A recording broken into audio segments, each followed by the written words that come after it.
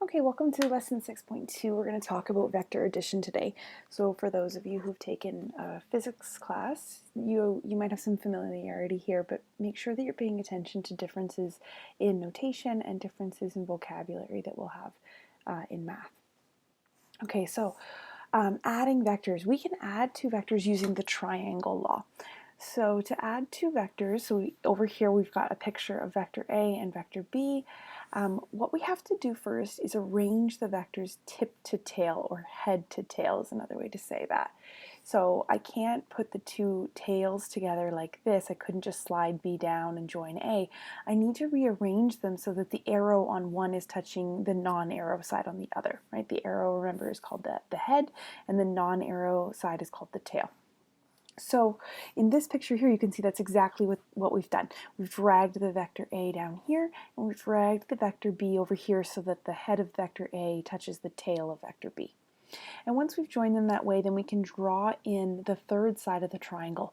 And the third side of the triangle is the resultant. It's kind of like you can imagine like if you were walking in two different directions for two different lengths of time, kind of thing. So here I walk an A stretch and I walk a B stretch. Well, if I do them one after another, then I would walk A and then take off and head in direction B. And I could say, well, I could accomplish the same task by heading out on this pink angle instead and just walking one length.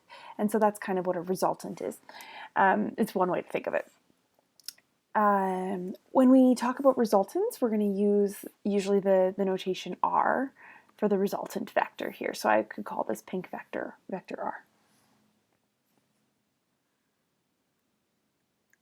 All right, so in example 1, we're given three vectors, A, B, and C. A, B, and C. They all head in different directions, slightly different magnitudes. I want to sketch A minus B plus C.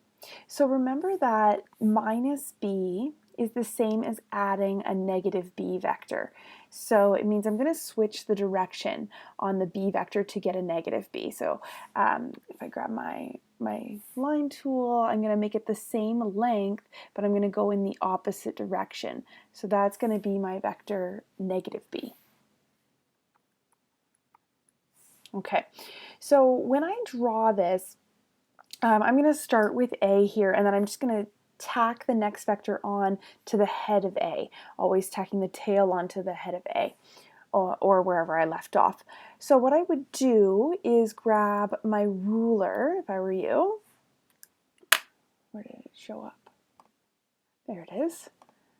I would bring my ruler down and line it up with vector A, and measure kind of like a distance here. So I can see like it's 5.3 centimeters. And then I'll move my ruler over, not changing the angle, right? I want to keep it parallel. So I'd have to make sure that I did that. And then I would grab my pen and draw my vector A like that.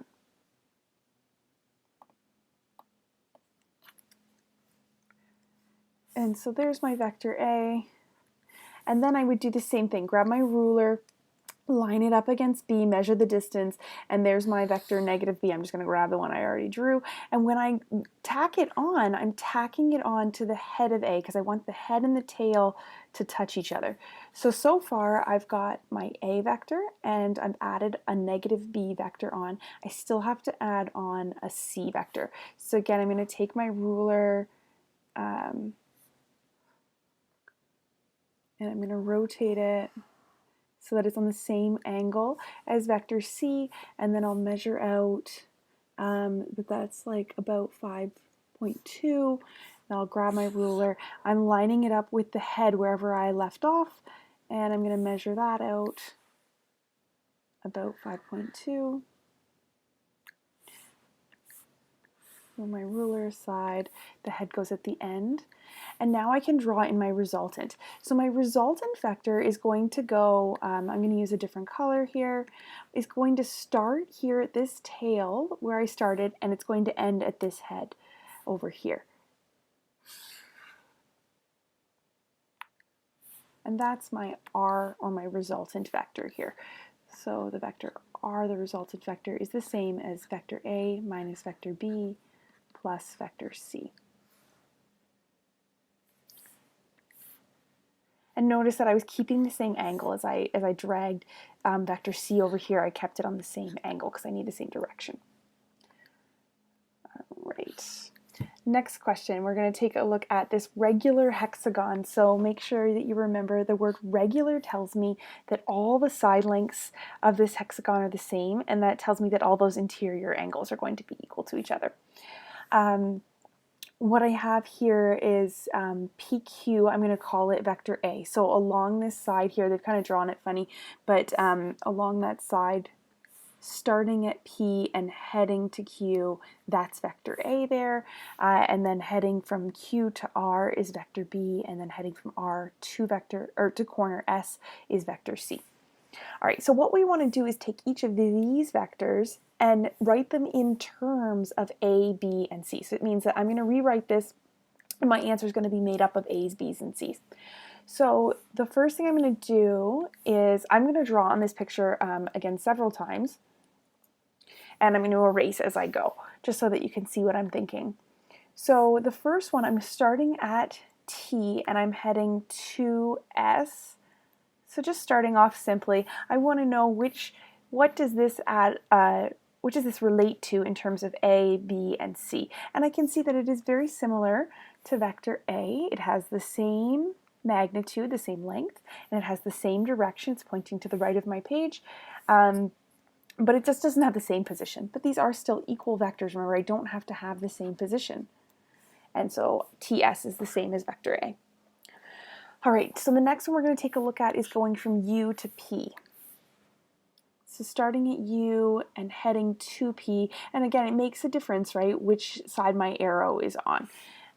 For instance, up here, if this question had been ST, then my answer would have been negative A. All right, heading from U to P, it kind of reminds me of vector C over here. Like it's got the same angle to it. It's just heading in the opposite direction, and it is the same magnitude. So what I can say is U to P is the same as vector C, but it has the opposite direction, so I put a negative sign in front of it. All right, next one. This time we're working on going from P to R. And so this is the first time we're actually going to go right through the center of our shape. And so there's going to be an addition involved here. I definitely don't have an original vector A, B, or C that is the same magnitude of this. And so I'm going to try to recreate this vector here. So starting at the tail of the vector in question, I'm going to try to trace along until I get to that head. And what I see here is I have these two vectors here. A plus B added together would give me that resultant of P to R. So adding those vectors together. And remember, the direction does matter. If you had instead asked about R to P, you would have had to do negative A and negative B. So R to P would have been negative A minus B. So I'm making sure you know which way the vector is pointing. The next one we're going to take a look at is going from U to S.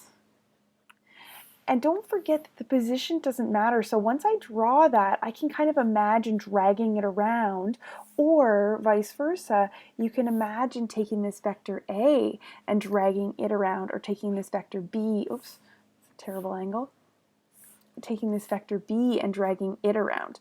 And so that's what I'm going to do here. I'll take my vector A and I'll line it up with the tails together, and then lining up over here. Now the heads are together, so going from A and adding B to it is the same as going U to S. So this is the same, and hopefully you noticed that in the picture, U to S is the same as P to R. So it makes sense that these guys have the same answer here. U to S is the same as P to R. It just has a different position. All right, the next one we're going to go from P to T. So again, it does make a difference where the head is on this. I'm going to try to recreate this using A, B, and C. So again, I can either drag, I could draw the B's and C's and think about dragging them over to line up with the tail and the head. Or I can drag this closer to my existing B and C drawings, and I can see here that this lines up with going from vector B and adding vector C together, I'll get that resultant. So this one here is vector B plus vector C.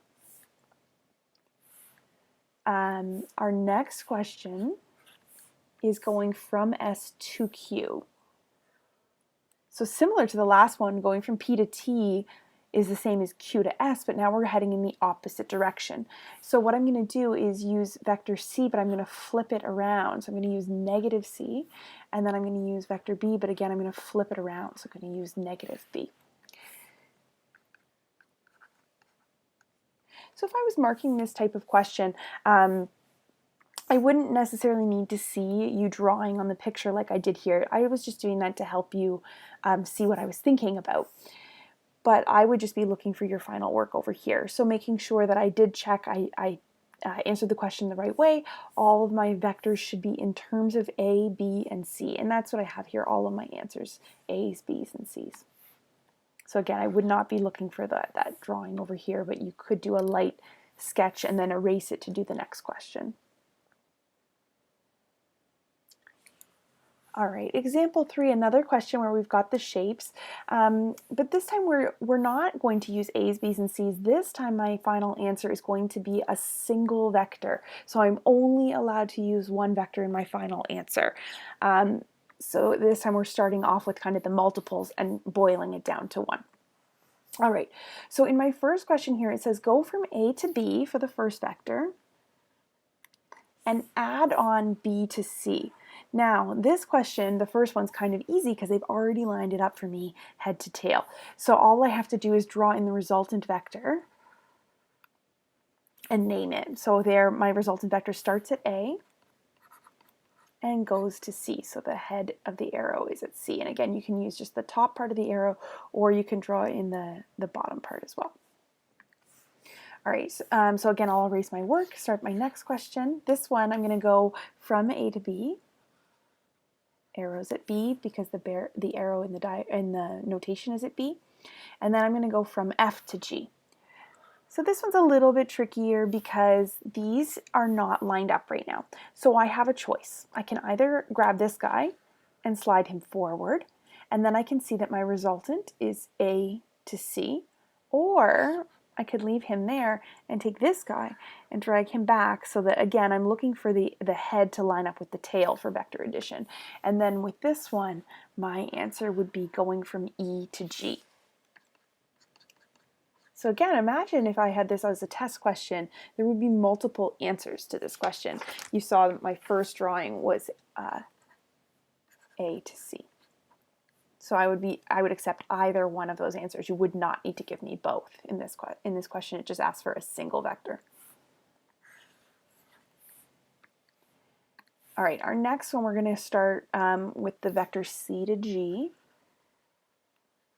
And then I'm going to add on the vector F to G.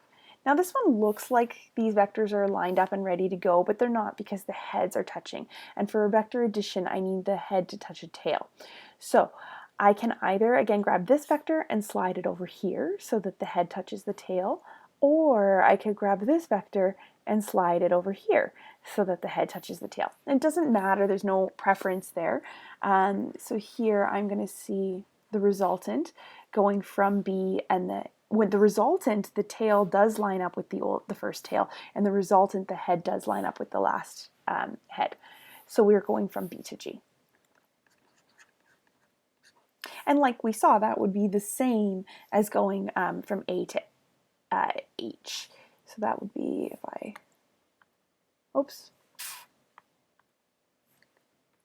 if I went back to my original question and I had C to G, I could grab this guy here. Oh, sorry, this one ends up the same.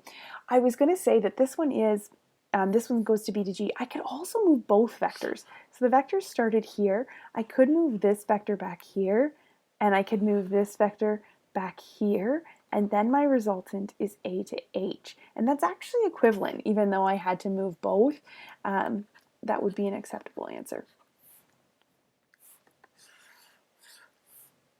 All right, the next one we're gonna add A to B.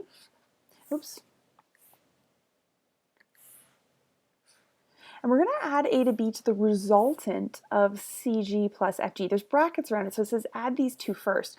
So I'm going to do this one in a different color. I want to go c to g,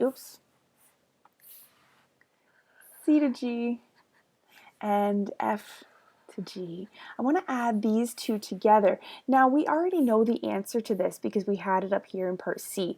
So this is, I can already simplify this question and rewrite it as AB plus one of these two answers that I had before. So I'll use the first one. So what we find then is that I'm actually going to add A to B and B to G. And I want to find the resultant of this. So I've already done the red addition and come up with that first resultant vector. Now I want the resultant of these two added together. So starting at the tail and going to the final head, there we go. We're going from A all the way to G.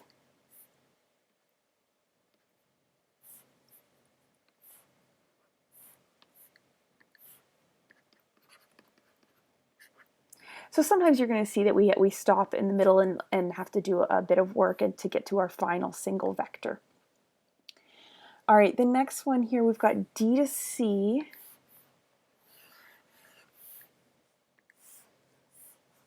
D to C, and we're going to subtract B to C. Now remember that when I'm subtracting a vector, that's the same as adding its opposite. So instead of going from B to C, I'm going to be going from C to B, right? If I'm adding the opposite, I'm switching the order of the letters. So B to C would have been this one, but we're actually going to add the opposite. So it's starting at C and heading to B. Oops. All right, so there's our two vectors, and they're already lined up for us. Tip to tail or head to tail, so I can draw my resultant in. It's starting at D and heading over to B. In this question, it doesn't say to show my steps along the way, so this blue writing here would be optional, but the green required. All right, our last question. We're going to put these three vectors together. Again, I'm subtracting, so I'm going to switch it first to adding the opposite. So C to G plus B to A, right? I'm just going to add and then switch the letters, add and switch the letters. Okay, so I want to go C to G, and I'm going to put that together with B to A, and I'm going to put that together with G to F. So going in order, I'm going C to G and then tacking on B to A and then tacking on G to F. And so I'm just dragging them around until I get them all tip to tail. And so what I see here is my resultant actually starts at C and ends at E.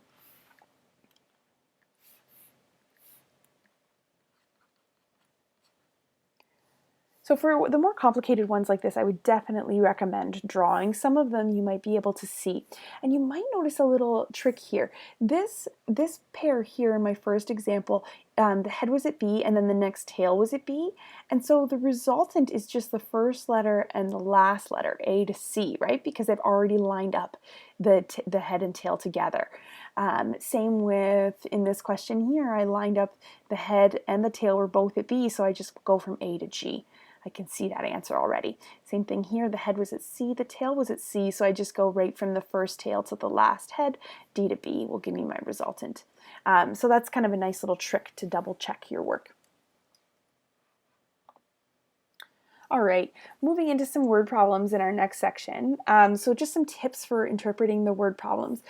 And this is going to get you this first one. When it says angle between, what they're telling you is the angle between the two tips or the two heads. They are not telling you the angle between the head and the tail, which is what you actually need to do the vector addition. So watch out for that phrase. The next bits are all about word problems. So when we talk about bearing of x degrees, they're going to give you some number here. What you do for bearings is you start at north and then you would rotate that degree. So say I was going to rotate 100 degrees, a bearing of 100 degrees. Then when I'm rotating, I would rotate in a clockwise direction and then I can draw in my vector over here. So this over here would be 100 degrees. So for bearings, we always start at north and rotate clockwise. Sometimes you're going to see things in terms of two of the different directions. So here we've got east and then 71.6 degrees south. So that tells me that I'm going to start at east and I'm going to rotate 71.6 degrees towards the south. I could have another one that says east towards the north, but this one I'm rotating towards the south 71 degrees. And then I would draw in my vector there. Now, that would be the same as somebody else saying start at south and rotate 18.4 degrees to the east, right? So this would be an 18.4 degree rotation. It's just a different way to get to the same vector. Or somebody else is going to tell you, well, that's just a bearing of 161 because it's the 90 up here plus the 71.6.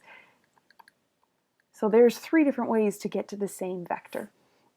All right, the other thing that you should know is that when they say northeast, northwest, southeast, southwest, they mean with an angle of 45 degrees between the two directions. So it would be an angle of 45 degrees between the north and the east direction. It would be right in here, 45. All right, in a lot of these problems, there's going to be a heading that and we're going to talk about that with this plane here in this first example. The plane is heading in a certain direction. That's the plane's energy is going that way. But then there's an external force. So in this example, it's a wind force that's going to actually change the resultant direction and magnitude of the plane's velocity. Okay, so heading into example 4, we're going to try and draw a picture of what we've got here. So my first vector is going to be the plane's heading. And so that vector is going to have a magnitude or a length of 250 kilometers per hour, and it's going to have a bearing or an angle of 130 degrees. And then we've got a second vector of the wind vector, and it's going to have a magnitude of 80 kilometers per hour, and its direction or angle is going to be coming from the southwest. So it's important with something like wind that you know that it's coming from the southwest, and that means it's going to be heading towards the northeast. All right, and then our third vector, our resultant ground velocity, that's what we want to find, and here we're finding both the magnitude and the direction. So we're going to have to find a length, and we're going to have to find an angle is going to tell us the direction. All right, so we're going to draw a picture here. Because this question involves northeast, southwest, sometimes it's helpful to just draw your little, draw like a little crossbar, and this is going to represent northeast, southwest for me. And I'm going to draw in first my plane. It's heading on a bearing of 130 degrees. So that means I'm starting at north and I'm rotating clockwise. Here's 90. I need to go 40 degrees past 90 to get to 130. And so there's my, my plane's velocity heading out there. I'm just going to write the magnitude on this guy so that I can keep that in mind for later. The other thing that I might want to mark on here, so if this is 90 up here, this angle here, this little wedge is 40 degrees. And next I'm going to draw in my wind velocity. So I've used, just to mark here, I did my plane in blue, I'm going to do the wind in green. So drawing that in, the wind is coming from the southwest. So it's starting down here and it's pushing up towards the northeast. And it's right in between. So it's a 45 degree angle, and it's 80 kilometers per hour in magnitude. So this vector should be about, like 80 is about 1/3 of 250, not exactly, but about. So it should be about 1/3 of the length of my original vector over here. And I want to kind of have things a bit to scale so that my answer makes sense. When I look at my resultant vector, it's going to have about the right angle, and it's going to have about the right length. All right, so there's my wind vector here, and this angle in here is 45 degrees. Same with the angle above, it would also be 45 degrees. Now, in order to find my resultant ground velocity, I actually have to line these vectors up so that they're tip to tail. So I have two choices here. I can grab my, my plane vector and slide it so that the tail of the plane vector lines up with the head of the wind, or I can drag the wind vector, which is what I'm going to do. It doesn't really matter, you're going to come up with the same answer as me. So I'm going to grab this vector here and drag it down to the end, or you would use your ruler to measure out that length and drag it down. All right, and so now that I've got them tip to tail, I can draw in my resultant vector. And it's going to start at the tail of the plane and go to the head of the wind. Okay, and I should be able to see those arrows clearly in your picture, so you can overemphasize them if you need to. There is an arrow here, here, and here. Make sure I can see them. This is my resultant. Oh, I forgot to add to the wind vector the magnitude, just so I can take a look at it later. All right, when you drag vectors and now you've kind of lost your anchor, you can redraw the north, east, southwest, where these guys intersect. And the reason that I'd be interested in that is because I actually want to know the angle between my blue and my green vector here. It's going to help me to figure out the length of this red vector. Because if you remember back to grade 10, if you have a triangle and you know two side lengths and the angle in between, you can use the cosine law to find the length of the red vector. And remember, the length of the red vector is the magnitude. So that's what I want to know. I got to figure out this angle in here. So what do I know? I know that the wind vector was on an angle of 45. Right? So this angle in here is 45 degrees. And then I need to figure out what this angle here is. Now the Z pattern, and you could have different rules, there's lots of different ways to figure this out, but I'm going to talk about the Z pattern.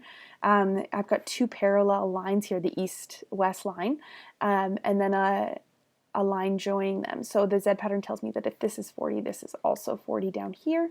And then I know that this quadrant here is 90 degrees, so this guy must be 50 degrees. And so then I can see here that the angle in here is 95 degrees.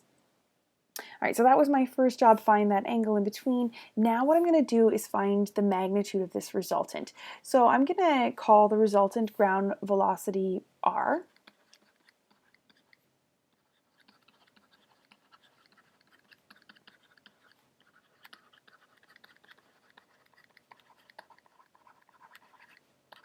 And we're going to start by finding its magnitude, and then our second step will be to find the direction.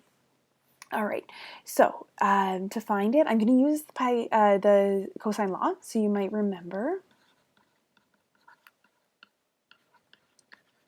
the cosine law. In the cosine law, the sides A and B are interchangeable. They're the two sides on either side of angle C. Angle C is across from side C. So in my diagram here, I've got the vector r over here, and the angle across from it is going to be the angle that I'm using in this formula. So I'm filling in, I've got vector r, but I'm doing the magnitude. So I've got just the magnitude bars around it because I'm not dealing with the entire vector, just the magnitude. And then I'm going to fill in, instead of copying down like the wind vector and the r vector, I'm just going to start filling in numbers here. So it doesn't matter which one you use. I'm going to use the plane as A, and the wind is B, and we're using their magnitudes, right? That's what we're talking about here, so their speeds. You're going to make sure for this question that your calculator is in degree mode. The angle across from vector r, we decided, was the 50 degrees plus 45 degrees, so it's 95 degrees in there. And you're going to type this whole thing into your calculator, and then you're going to square root that answer. So remember that to get rid of the squaring, I do the plus minus square root, but in this case we're talking about a side length, so it's just always going to be the positive square root. And when I type this all into my calculator, I get about 269 kilometers per hour are the units for the magnitudes.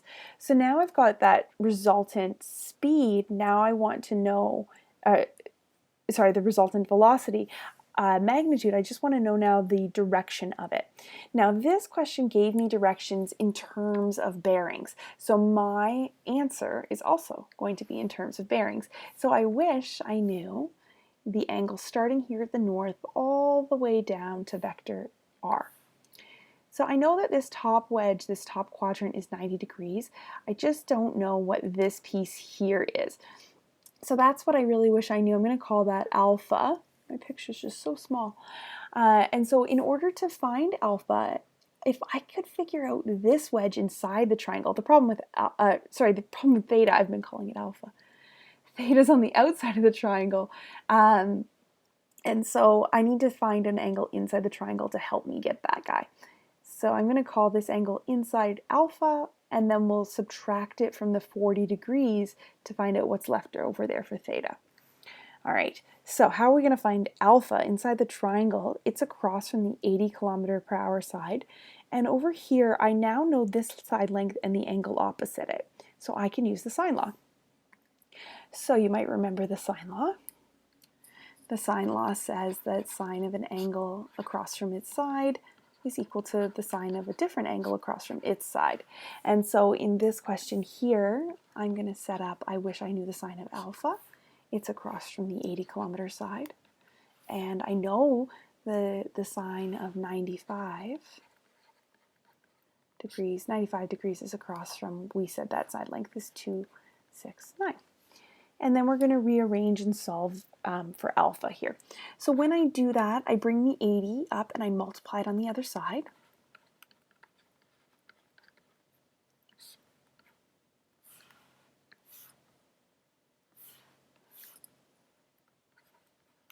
And the sine is still here. Now, in order to move the sine to the other side, we do sine inverse of that whole expression.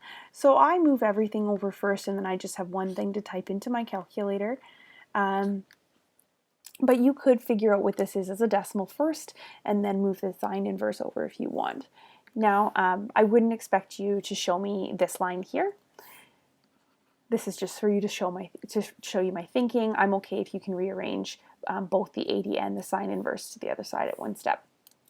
And then you're going to type this whole thing into your calculator, and hopefully you're going to get about 17 degrees. Please practice that. Make sure that you do know how to use your calculator, that you've got it in the right degree mode, all of that kind of thing. All right, so a couple of different ways now I can find my angle. We did know originally that this entire angle was 130, so I can just subtract the alpha, or you can think about 40 minus alpha will tell you this little theta wedge up here, and then you can add that back to 90.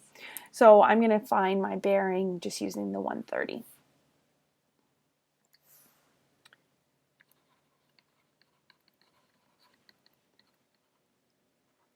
So this is my original bearing, subtracting the missing wedge. Remember, again, my original bearing was all the way to this vector, and now I'm just missing this little alpha wedge. And so my new bearing is 113 degrees. So now I've got my magnitude. So again, if you were looking to label some of this work for what are we talking about here, in this section here, we were finding the magnitude. And in this section here, we started to find the direction. So using cosine to find magnitude, and then using sine law to find the direction. And then we'll write a sentence about the plane.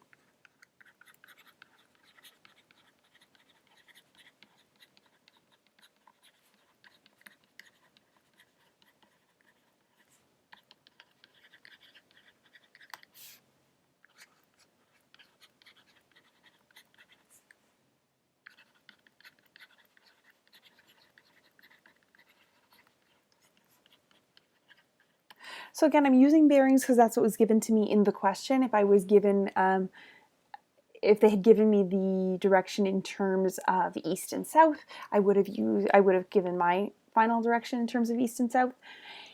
If they had not given me any information about northeast, southwest, then I would have to talk about my bearing in relation to one of the original vectors, and I'll do that in a future lesson.